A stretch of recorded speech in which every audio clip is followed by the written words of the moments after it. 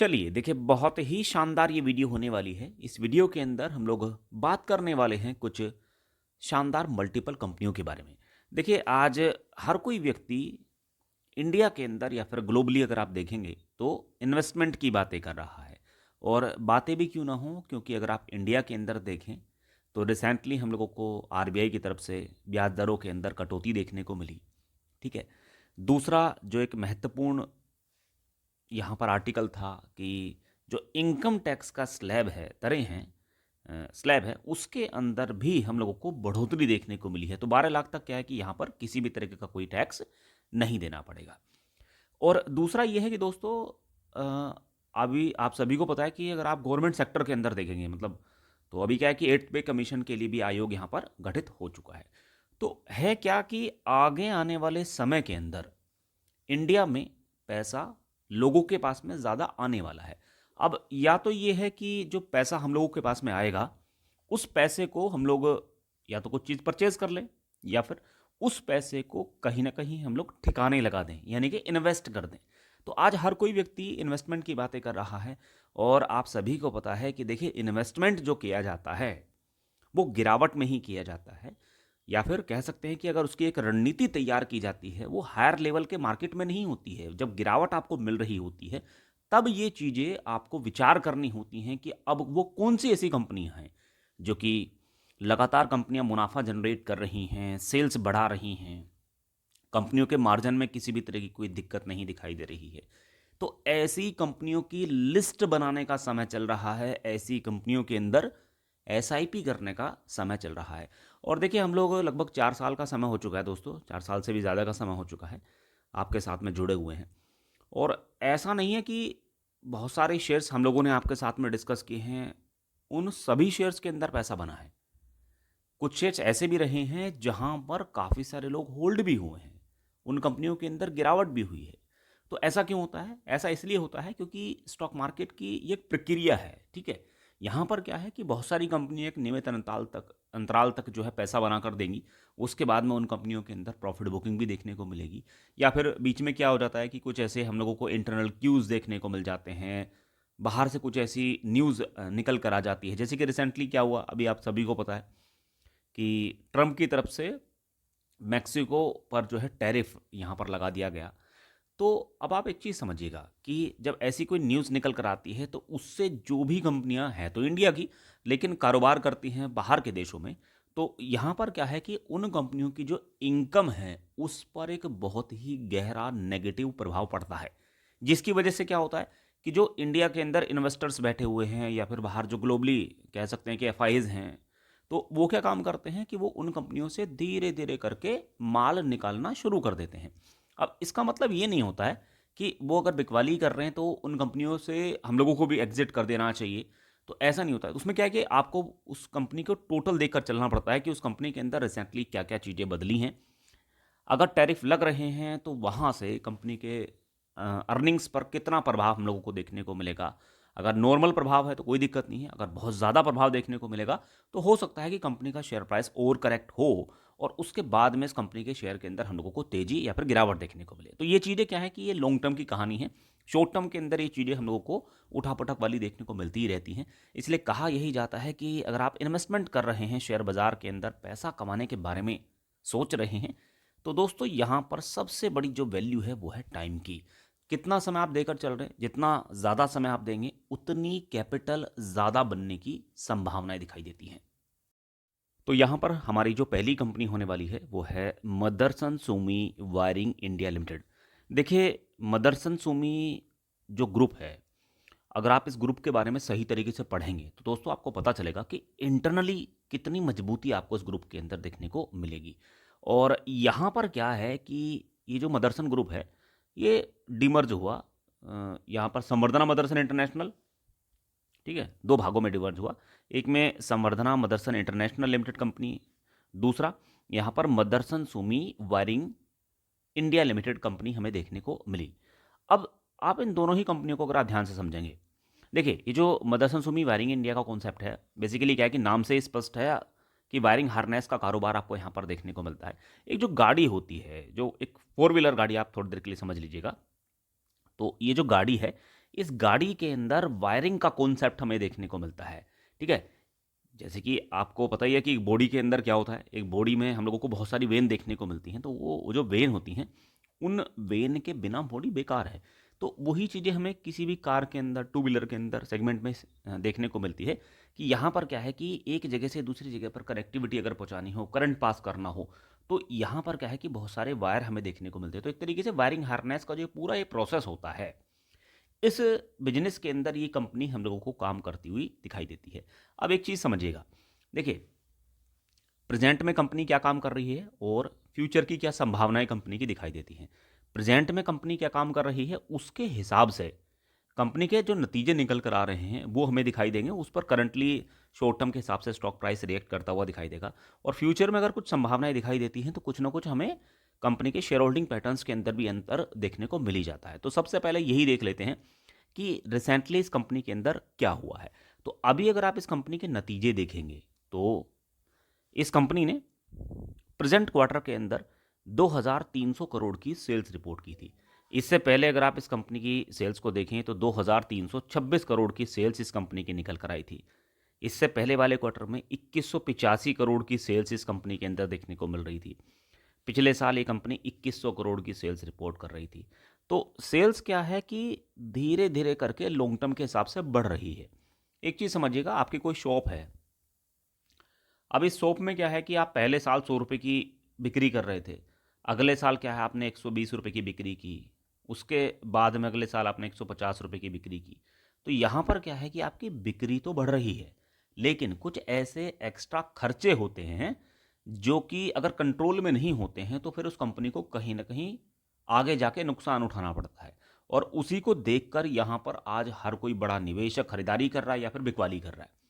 तो यहाँ पर सेल्स बढ़ रही है, अच्छी बात है। अगर आप इस कंपनी का मार्जिन देखेंगे तो कंपनी के जो मार्जिन हैं वो यहाँ पर घटते हुए दिखाई दे रहे हैं। अगर आप ईयरली बेसिस पर देखें चाहे क्वार्टरली बेसिस पर देखें तो यहाँ पर वीकनेस देखने को मिली है। अब ये एक नेगेटिव बात है। मान लीजिएगा कि आपने कोई आप बिक्री कर रहे हैं, लेकिन जो आपका मार्जिनली डिफरेंस है अगर वो गिर रहा है तो वो कंपनी क्या है कि वो वीक हो रही है। ठीक है, अब इसी के साथ साथ जो इम्पोर्टेंट पार्ट होता है वो होता है किसी भी कंपनी के मुनाफे का, मतलब आप कितना पैसा बचाकर लेकर जा रहे हैं फाइनली। तो इस कंपनी ने रिसेंटली 140 करोड़ रुपए की अर्निंग की। ठीक है, इससे पहले वाले क्वार्टर में 152 करोड़ की थी, इससे पहले 149 करोड़ की थी। पिछले साल की बात करें तो 168 करोड़ की अर्निंग ये कंपनी, नेट प्रॉफिट इस कंपनी का जो है हम लोगों को यहाँ पर देखने को मिला था। तो अब हो क्या रहा है कि कंपनी का जो मुनाफा है, शुद्ध मुनाफा है, वो बैलेंस में नहीं है, जिसकी वजह से यहाँ पर जो बड़े बड़े प्लेयर हैं वो इस समय इस कंपनी के अंदर कोई भी इंटरेस्ट नहीं दिखा रहे हैं। जब कंपनी का प्रॉफिट ही नहीं बढ़ रहा है, कंपनी के मार्जिन हम लोगों को वीक होते हुए दिखाई दे रहे हैं, कंपनी का जो अर्निंग पर शेयर है वो गिरता हुआ दिखाई दे रहा है, तो आंख बंद करके आप ये कैसे कह सकते हैं कि रिसेंटली कंपनी के अंदर कोई बड़ा चमत्कार आपको देखने को मिल जाएगा। चमत्कार होगा, एक दो क्वार्टर बीतेंगे अच्छे तो उसके बाद में इस कंपनी के अंदर चमत्कार भी हो सकता है। और अगर क्वार्टर अच्छे नहीं बीत रहे हैं तो फिर आप ये कैसे डिसाइड कर सकते हैं कि इस कंपनी के अंदर एक्शन देखने को मिलेगा। अब देखिए कमाल की बात कि जब हम इस कंपनी को डिस्कस कर रहे थे तब इस कंपनी के अंदर क्या क्या चीज़ें बदल रही थी। ठीक है, कंपनी क्या था कि कंपनी अपने मुनाफे को लगातार बढ़ा रही थी। अब 191 करोड़ तक मुनाफा पहुंचता हुआ दिखाई दिया। उसके बाद क्या हुआ, धीरे धीरे करके प्रॉफिट एक दायरे में हम लोगों को इस कंपनी के अंदर आता हुआ दिखाई दे रहा है। मार्जिन भी दायरे में ही है, 11% के 10% की कंपनी मार्जिन रिपोर्ट कर रही है।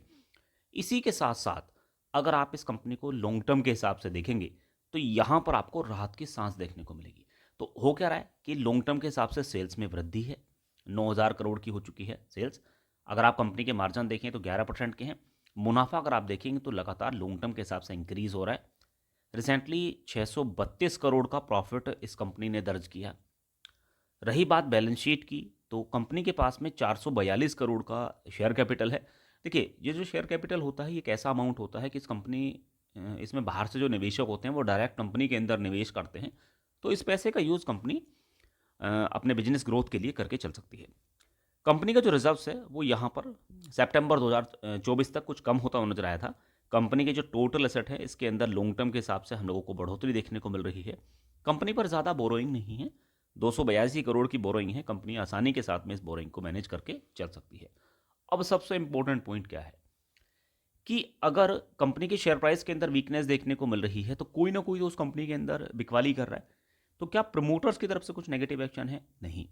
प्रमोटर्स की जो होल्डिंग है वो स्टैटिक है, 61.73% की हिस्सेदारी है, किसी भी तरह की कोई दिक्कत नहीं है। एफआईएस की तरफ से इस कंपनी के अंदर माल बेचा गया।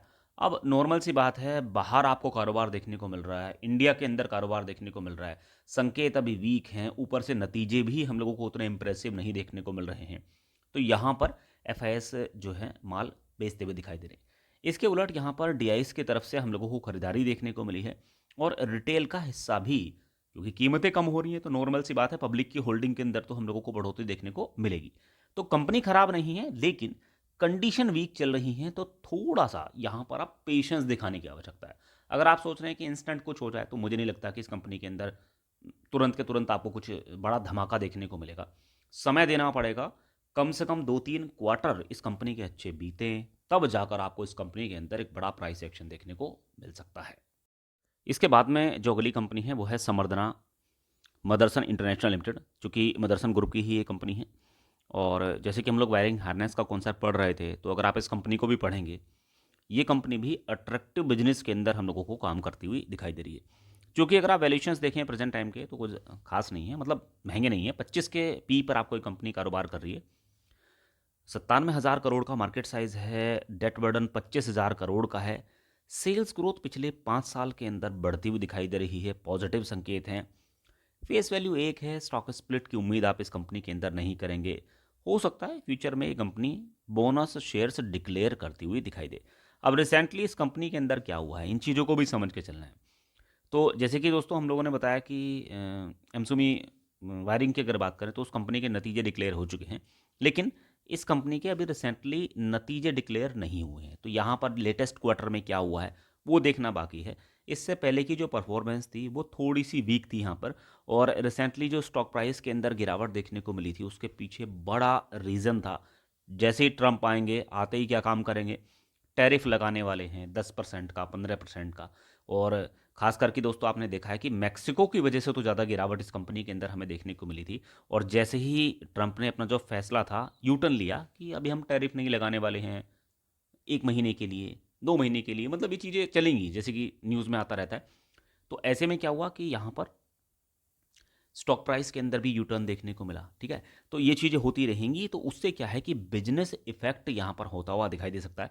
बाकी लॉन्ग टर्म के हिसाब से मुझे नहीं लगता इस कंपनी में काम करने में कोई दिक्कत है, क्योंकि अगर आप इस कंपनी का डेटा भी देखेंगे लंबे समय का, financial year to financial year अगर आप इस कंपनी को कंपेयर करेंगे, तो यहाँ पर 1 लाख करोड़ की कोई कंपनी अगर सेल्स रिपोर्ट कर रही हो तो कोई छोटी मोटी कंपनी तो है नहीं, और लगातार सेल्स बढ़ा भी रही है। 2019 में 63,000 करोड़ की सेल्स हुआ करती थी, अब लाख करोड़ से ऊपर की सेल्स देखने को मिल रही है। सेल्स के साथ साथ कंपनी का मुनाफा भी बढ़ रहा है लंबे समय में, 4,000 करोड़ का प्रॉफिट है, इससे पहले 3,000 करोड़ का था, 16,000 करोड़, 11,000 करोड़। तो लॉन्ग टर्म के हिसाब से क्या है कि तेजी भी आपको यहाँ पर देखने को मिलेगी। अर्निंग पर शेयर भी धीरे धीरे करके मजबूत हो रहा है। कंपनी के जो मार्जिन हैं वो भी लंबे समय में इंक्रीज होते हुए दिखाई दे रहे हैं। इसके अलावा अगर आप इस कंपनी की बैलेंस शीट को देखेंगे तो 704 करोड़ का शेयर कैपिटल है। रिजर्व्स लॉन्ग टर्म के हिसाब से मजबूत हो रहा है। कंपनी का जो डेट बर्डन है फिलहाल 25,000 करोड़ का है।